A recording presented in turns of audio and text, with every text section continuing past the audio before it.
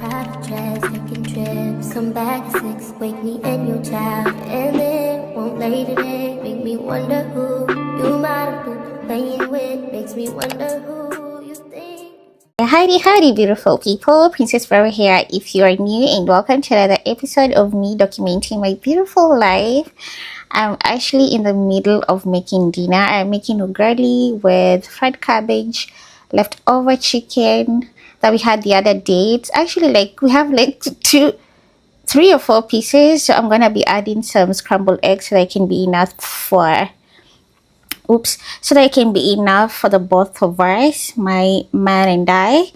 And I also need to wash my face, to get this makeup off my face and do my skincare. So I'm gonna do that once I'm done with cooking. And also I just finished uploading a video, so I'm setting another one. I'm super proud of myself for the consistency. Clock it. And what else? I'm super happy that you're here watching my video, and I hope you're having an amazing day.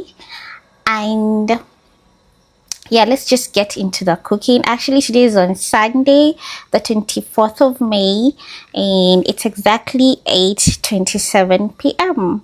I'm also watching my video, by the way. I'm watching my vlog. I always post on Sundays and Wednesdays every week, and I'm trying to get to a point where I can do like 3 or more videos in a week. But for now, we're gonna be doing Wednesdays and Sundays, because I also have other social medias to take care of. So let's get to cooking. I tell you that Kirio is back. Hi, Kirio. Hi. She's back and she's healthy. And hi, how you doing? So they're just looking at me as I'm making dinner. Kira is obsessed with attention, right? Anyways, the first thing is we got us orange and apples. Oh, I thought all of these were oranges, but and then another thing I'm gonna show you. I like to cut this up a nice piece with like onions, and then use it at the time for cooking. You can mix up to like got us onions. What are these called? Is it green onions? Yes. I went to the market and I will see Candy since Kira left and we haven't seen her. So anyways, I'm not gonna be sad about it. I'm gonna move on with my life, and I'm gonna do what I gotta do. So let me put these things where they're supposed to be, and then freshen up because I'm already so sweaty. And then actually make some breakfast for us. And I'm gonna show you that, okay? But I hope you're doing amazing. We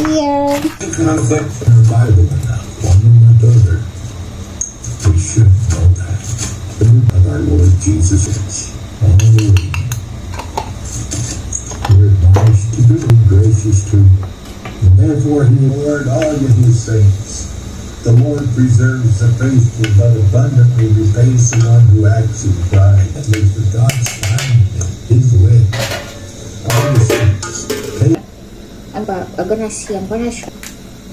water the skincare routine and stuff. It's been I haven't had the chance to do that, so this is my first time in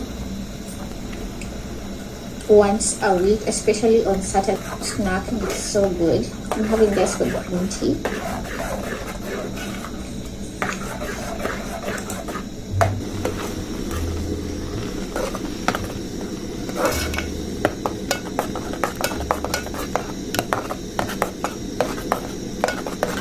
So I'm done making dinner. I'm just waiting for my mom to get home so we can enjoy together. Right now, I want to do my nighttime skincare routine. I've already washed my face, got the makeup off, and I'm gonna spray some of the cloves water on my face. I love how refreshing this feels. Wow. So I'm gonna let this sit for like a minute or two. Let me first moisturize my lips because they're dry. Anyways, it's so funny how, let me just give you a short story time as I'm doing my skincare. It's so funny how some people like to tell you what you should do with your life. Isn't that crazy? Because somebody, I'm not gonna mention any names because they're probably gonna be watching this video, but somebody was telling me how, oh, I'm just gonna cut the exact words that they use. This person was like, oh, don't you think it's already time for you to, settle down, have your family, have kids, get married? And I just remember laughing because it's like, okay, where is this coming from? Because why are you telling me what I should do with my life? And it's not like I came to you for advice on what you think I should do with my life. You get the point? Because you're not the first person telling me this. I'm using coconut oil to moisturize my face. I was like, you're not the first person telling me this. I've had this a few times where some people I know will just tell me how I should just, like, it's time for me. Like, because most of my age mates have already had kids, or even people younger than me have already had kids. So this person was telling me like how I should start having kids, and I'm like, why are you freaking out over my life? Like, why are you telling me what I should do with my life? And I didn't even ask for your opinion. It's different when I come to you and ask for your opinion, and maybe you can tell me what you think. But I didn't ask for it, and you're here telling me what you think I should do with my life, that I should, settle down. First of all, I was like, I'm actually not thinking in that direction. The point was, I am not ready to have kids. Let's start there. Like, I personally, right now, I don't want to have kids. Right now, in this point of my life, I don't want to have kids.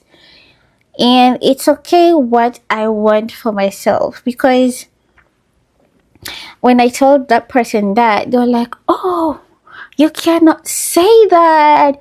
Oh, you will change your mind once you get older, or you're probably gonna, regret it, because this is the right age for you to have kids. Excuse me. Wow. But anyway, I was just really surprised, like, how some people can just come to you and just tell you what you should do with your life. I mean, just rest, okay? Focus on, moisturizing your skin, because at this point I was like, you're talking to me and you have cracked heels.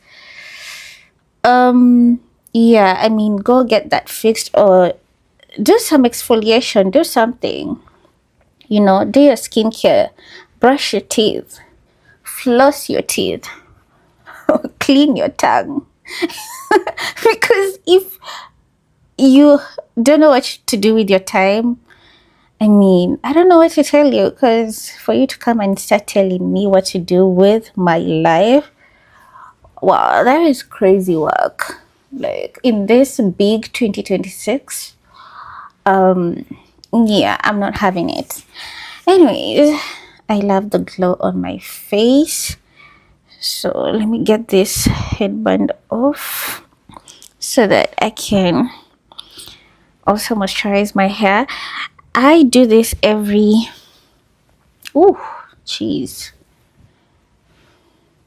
I do this every single day. Spray clove water on my hair for moisturization. Since I dyed my hair feels very dry, so I have to make sure.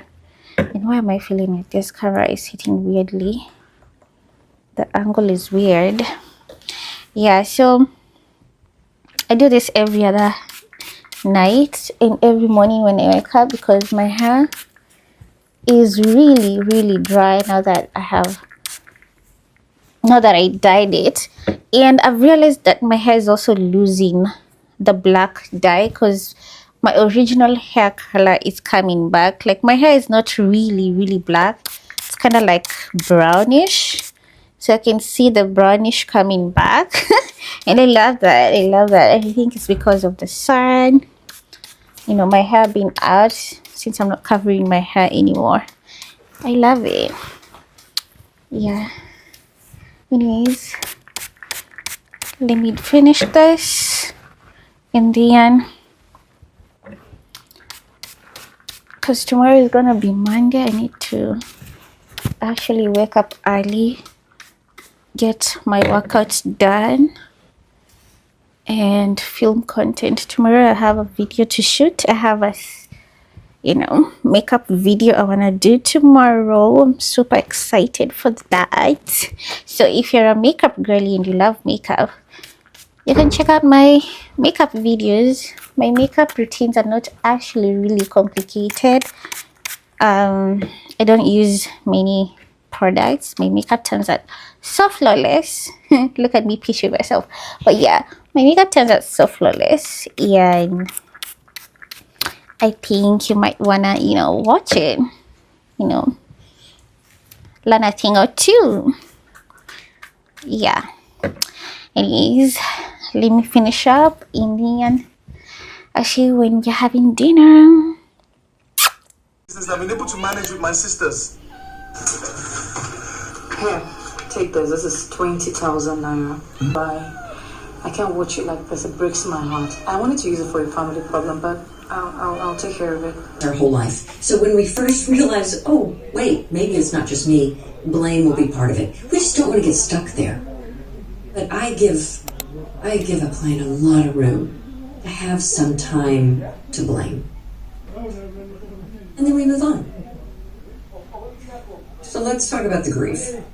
When you really can see yourself in this, where you see your daughters in it, or you see your mother in it, you see your sister or your partner in it, suddenly this explains all of the emotional monitoring. It explains the people pleasing. It explains the critical nature of how somebody feels about themselves. Because mood outbursts. I mean, it explains, yes. Oh my God, that was me.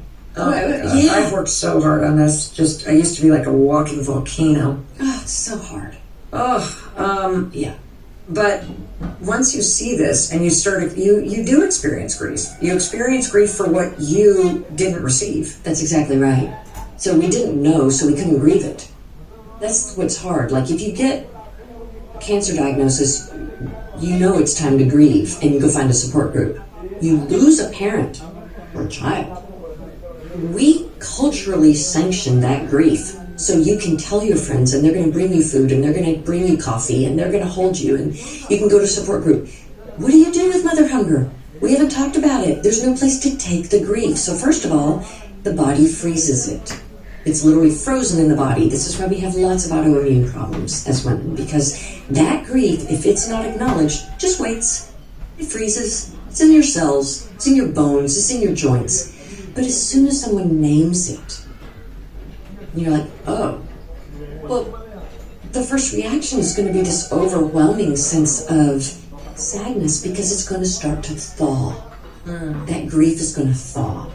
And grief has its own timing, its own rhythm. There are no perfect stages, but parts of grief can look like rage and anger. Parts can look like blame. Parts will look like sadness. Parts will be numbing out because we can't feel it all day. We're going to have to pull away from it. This is where the apology ache comes in. What is the apology ache? So part of the pathological hope, the hoping someone will change, I think also what I found with my clients taught me is there's this craving for an apology that mom will one day kind of say, I'm so sorry. And not just say, I'm sorry, forgive me, and then keep doing the same thing. Or I'm sorry you feel that way. Or, well, that's gaslighting. Exactly. But an apology is, I'm sorry I did that, and I'm actually going to do something different now. This is where the apology ache comes in. What is the apology ache? So part of the pathological hope, the hoping someone will change, I think also what I found with my clients taught me is there's this craving for an apology that mom will one day kind of say, I'm so sorry. And not just say, I'm sorry, forgive me, and then keep doing the same thing. Or I'm sorry you feel that way. Or, well, that's gaslighting. Exactly. But an apology is, I'm sorry I did that, and I'm actually going to do something different now. That's pretty rare that we get that kind of apology. Any other kind of apology is not really an apology. So most of us as grown-up women are walking around wanting this apology. I call it an ache because it's almost as biological as the hunger. Please just recognize what happened and then I'll be okay. I think when we're waiting for an apology, for a recognition of this is why you're hurting, before we know where that comes from, we want our partners to apologize. We want our best friends to apologize. We want our kids to. We need someone to apologize for the fact that our feelings are hurt. Is it, if the apology's never coming, is it possible to move on? Because I think we seek the apology because we ourselves don't actually honor the truth of what our own experience is. Exactly. And so you're looking for the validation from somebody to say, well, it's okay. I still love you. And yes, that did happen. I mean, for me, I've said that so many times to Mike. It is liberating to say to my daughters in particular, I was dysregulated. I was under so much financial stress. I had postpartum when you were a baby and couldn't attach to you. Right. If I could change it all, I would. Right. I'm responsible for that. Like, tell me how to change. Like, it is liberating to say that. At least it has been for me. And probably for them as well. What a gift. But you'll have to ask them. I think it is, but I don't want to presume, I think it has been... Still in process. But yes, it's always going to be in process. But is it really possible? You said you've got to recognize that this is a thing. You've got to honor the fact that this is your experience, and you're not being disrespectful by saying it. You're telling the truth to yourself. I named apology ache because it is a name that I'm giving one of the stages of grief. So it's actually a form of grief, just like blame is, just like rage is. Apology ache is a form of pining. When we lose something we love, we pine for it. That's normal. An apology ache is a form of pining. It's going to be a phase we go through. We got to go through it. And I think if we know that there may not be an apology coming, we can work with that grief and make amends to ourselves. And the way we do that, yes, we remother. We have to nurture, protect, and guide ourselves. One of the basic ways we do that is when we realize, here's what I would like an apology for. I want an apology for, I'm going to do something fairly benign, that she was never on time to pick me up from school. And I always felt like an orphan waiting on my mother to come pick me up from school. Well then, here's one way you make amends to yourself. Please don't abandon yourself by being late to things that you value. Show up on time, because you're worth it. You're important. So whatever you're wanting that apology for sometimes informs what it is you need to give yourself. Oh, that's beautiful. That's really beautiful. How do you navigate a relationship where you recognize that this is an issue? Okay? You even can hold space for understanding that it's not even intentional. Because I do think that there's a huge mistake that society makes in thinking that somebody that has a challenging personality is doing it intentionally. Like, I've come to believe more that no, it's just all reactive. They're just in their own reactive traumatic cycle. They've got their own longing for mothering they never got, and they're just reacting. There's no thinking at all. It's all emotion. You're just at the mercy of it. So if you're in a situation where you've already said you might not want to have this conversation with your mom because unless they're doing the work, it's a very confronting thing to say to somebody. It is. And I felt that like, oh my God, I've caused this. I'm the world's worst. Like blah blah blah blah blah. The defensiveness is real. It is. When you look at it, the sense of guilt and betrayal as a daughter is real. And I think it's easier for most daughters to do the work, to hold space, to understand what their mom might have been dealing with. But it's harder to also hold space for yourself and the truth of what you didn't receive. Yes. And what you needed then and what you probably still need now. Exactly. Those needs don't go away. They just grow in intensity. So say that again. What do you mean those needs don't go away? And those needs being you need nurturing, right? You need to feel safe and be protected, right? And you're looking for guidance. That's right. And if you didn't get one of those things or all of those things, and you don't even remember it because this happens in the first couple of years of your life, when this attachment is established or not, that if you didn't get those things, what do you mean they keep getting bigger and bigger and bigger? Unmet needs grow. That's just biology. They just grow. They don't go away. Yeah, it's, you don't feed yourself to get hungry. What's going to happen? Right. You don't drink water, what's going to happen?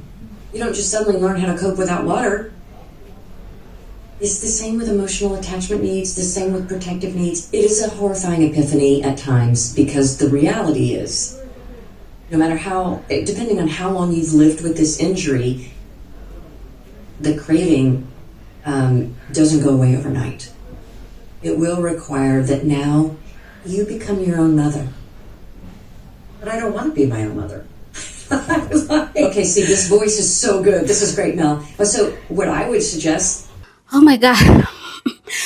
Whew. This workout has me sweating like a motherfucker. Whew. And I'm also out of breath. Oh my goodness. I feel like I'm doing cardio. Oh, high intensity cardio. Because what the fuck? Like the weather is cold. Like there's even barely any lighting in the house. Whew, sweat has entered my eye. So that's how cold it is. But your girl is sweating. Yeah. But I feel good. So as I was working out, I was also shooting some some short videos for my reels for Instagram and TikTok and Facebook. Yeah, so and I feel like I have two more sets because I've done one set. I've recorded one set for YouTube and then I've done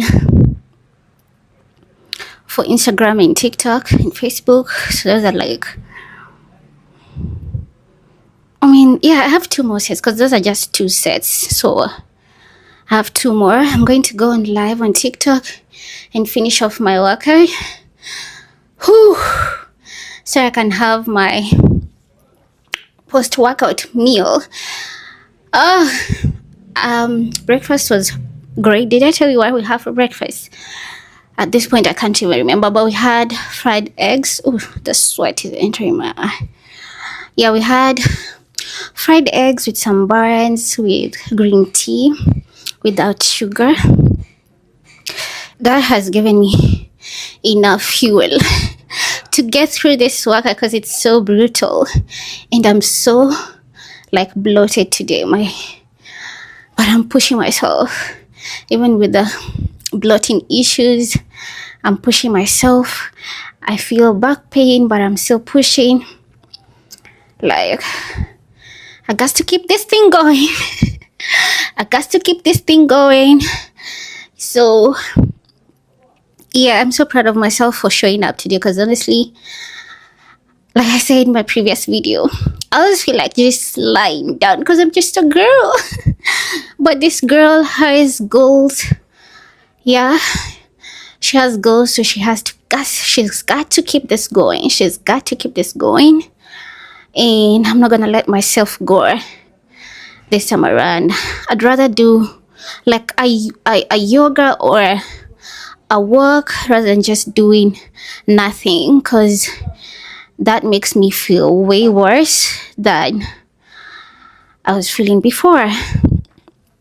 So this is your sign to get up, get your ass moving, do something, do some movement. Yeah. Anyways, once I'm done, I'm gonna make my post-workout and eat, because I'm already starting to feel hungry and I feel like my energy is already lower. What is a girl supposed to do? Okay. In here I have my green tea that I'm sipping on as I work out. So let me finish my workout and then I'll be back, okay? Yeah.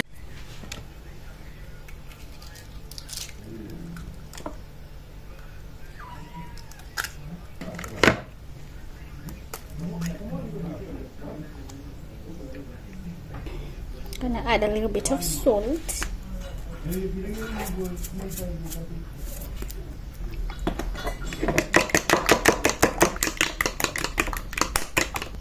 So I wanna add some black pepper from this pilau masala whole, because we ran out of black pepper.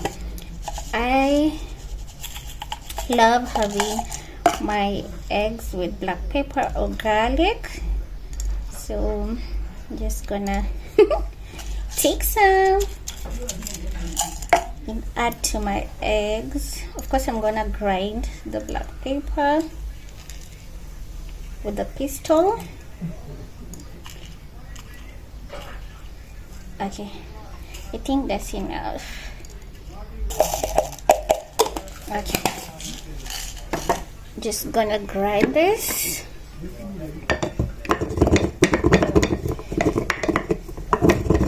Okay, so that is done. I'm very hungry. Oh my god. Sorry.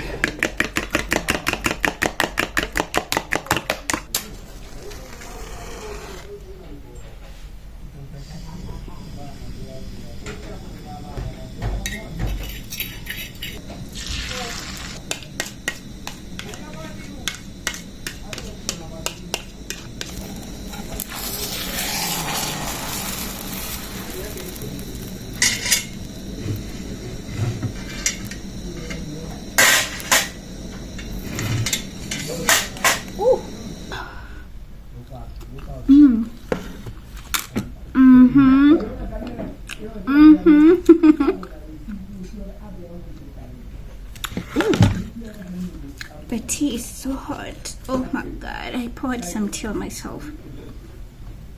Anyways, I wanted to do like a makeup tutorial, but I'll do that tomorrow because the lighting was so bad. In the end, apart from that, we had a blackout. It's just now that the lights are back. And I really wanted to do my makeup, so yeah.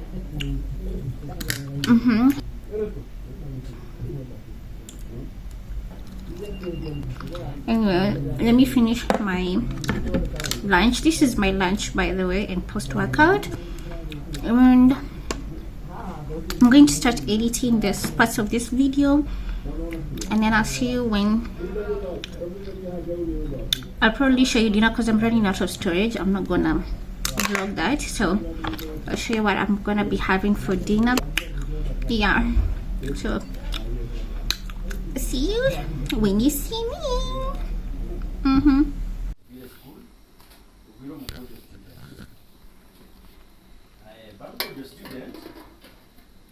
My dear, you wanted to see me? Yeah. Too hard. Everything that's happened is just horrible. But you have to forget him, darling, because no matter how much you love him, and often you don't know how bad it's all right. There, sweetie, there. That's enough, sweetheart. You can stop crying. Young and private jets, taking trips. Come back at 6, wake me and your child, and it won't won't lay today. Make me wonder who you might have been playing with. Makes me wonder who.